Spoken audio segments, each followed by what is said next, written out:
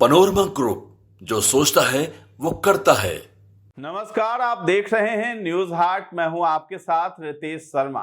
बिहार के मुख्यमंत्री नीतीश कुमार की महत्वाकांक्षी जीविका योजना की सफलता की गूंज अब 7 समुंदर पार अफ्रीकी देश केनिया तक पहुंच गई है। बिहार में महिलाओं के आर्थिक सशक्तिकरण और गरीबी उन्मूलन के इस सफल मॉडल को अपने देश में लागू करने की संभावनाएं तलाशने के लिए केनिया से 17 सदस्यीय एक उच्च स्तरीय प्रतिनिधि मंडल मंगलवार को नालंदा पहुंची।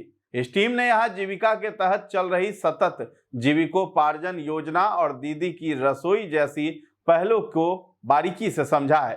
केनिया के विलेज एंटरप्राइज संस्था की क्षेत्रीय कार्यक्रम निदेशक लियो ओकेरो ने कहा है कि हम यहां सीखने आए हैं और हमारे लिए सबसे बड़ी सीख ये है कि कैसे बिहार सरकार और उसके विभिन्न मंत्रालय गरीबी खत्म करने के लिए एक साथ मिलकर काम कर रहे हैं। उन्होंने कहा है कि आज हमने जिन जीविका दीदियों से मुलाकात की, उनके चेहरों की मुस्कान ही इस कार्यक्रम की सफलता की कहानी बताने के लिए काफी है। यह सिर्फ महिलाओं का नहीं बल्कि पूरे परिवार का सशक्तिकरण है और यही सबसे बड़ा बदलाव है। Okero, I work with Village Enterprise as a regional director of programs. Achha. I'm really excited to be at Bihar State.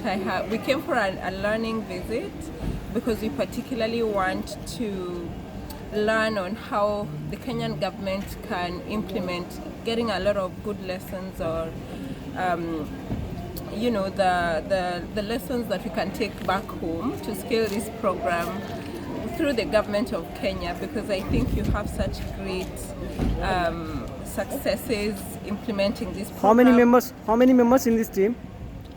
Well, we are quite a number.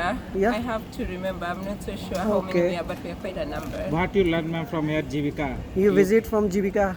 Yes. So I have learned, I think the biggest take home is the government's deep involvement in implementing this program and how different ministries are coming together to work to end extreme poverty. For women empowerment?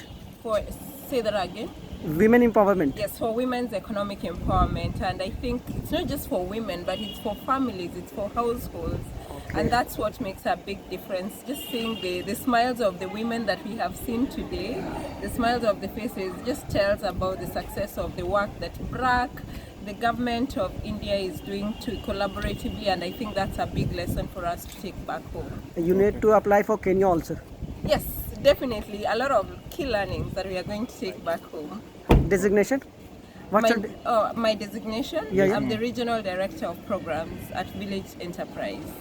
Your name, ma'am, full? My name is Leah Okero. जीविका के DPM Sanjay Paswan ने बताया है कि प्रतिनिधि मंडल ने रहुई और हरनौत प्रखंड में सतत जीविकोपार्जन योजना से जुड़ी दीदियों से मुलाकात की है। उन्होंने बताया है कि प्रतिनिधि मंडल इस बात से सबसे ज्यादा प्रभावित और उत्साहित था कि कैसे सरकार ने शराबबंदी के बाद हाशिए पर आए परिवारों को न केवल आजीविका का साधन दिया बल्कि उन्हें समाज की मुख्य धारा में भी सम्मान के साथ जोड़ा है। उन्होंने कहा है कि यह देखकर वे काफी खुश हुए कि जो लोग पहले शराब बेचने जैसे कामों में व्यस्त रहते थे वे अब सम्मानजनक काम कर रहे हैं। क्या उद्देश्य है? ये केनिया से लोग आए हुए हैं, केनिया देश से, केनिया डेलीगेट से।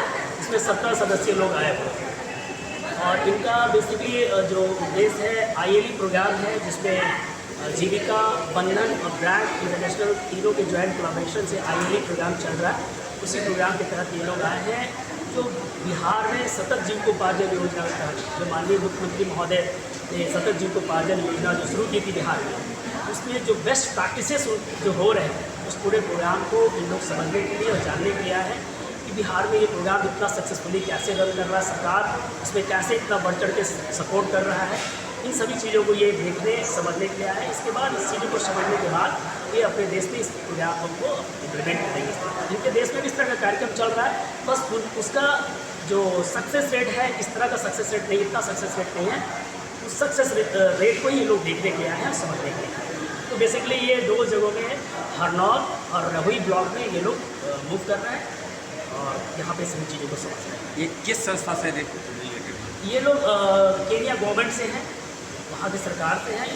ये लोग यहाँ से चीज़ों को समझने के बाद वहाँ पे केनिया सरकार में अपनी बातों को बताएंगे कि यहाँ पर कैसे इस तरह से प्रोग्राम सक्सेसफुली काम कर रहा है। सदर अस्पताल में दीदी की रसोई का संचालन कर रही जीविका दीदी ने प्रतिनिधि मंडल को बताया है कि हमसे पूछा गया है कि हम इस काम से कैसे जुड़े। हमने उन्हें बताया कि जीविका में आने के बाद हमें प्रशिक्षण मिला और आज हम यहाँ अस्पताल में मरीजों को भोजन कराकर उनकी सेवा कर रहे हैं और आगे बढ़ रहे हैं। दीदी ग्रुप बनाए तो सोचे हम लोग कुछ काम करना चाहिए जीविका दीदी को। एकदम जनरल बात है, पर आपका चयन हुआ कैसे? कैसे आपको चुना के, मतलब हजारों दीदी को आप चुना के कैसे आए? तो बता दें कि ये दौरा जीविका और ब्रैक इंटरनेशनल के अनुबंध के तहत इमर्सन लर्निंग एंड एक्सचेंज कार्यक्रम के हिस्से के रूप में आयोजित किया गया। मौके पर ब्रैक के हितेंद्र सिंह, विशाल, डीपीएम संजय पासवान और अन्य अधिकारी भी मौजूद थे। तो फिलहाल इस खबर में इतना ही। न्यूज़ हाट के साथ बने रहें और अभी तक हमारे चैनल को आपने सब्सक्राइब नहीं किया है तो जरूर कर लें। धन्यवाद।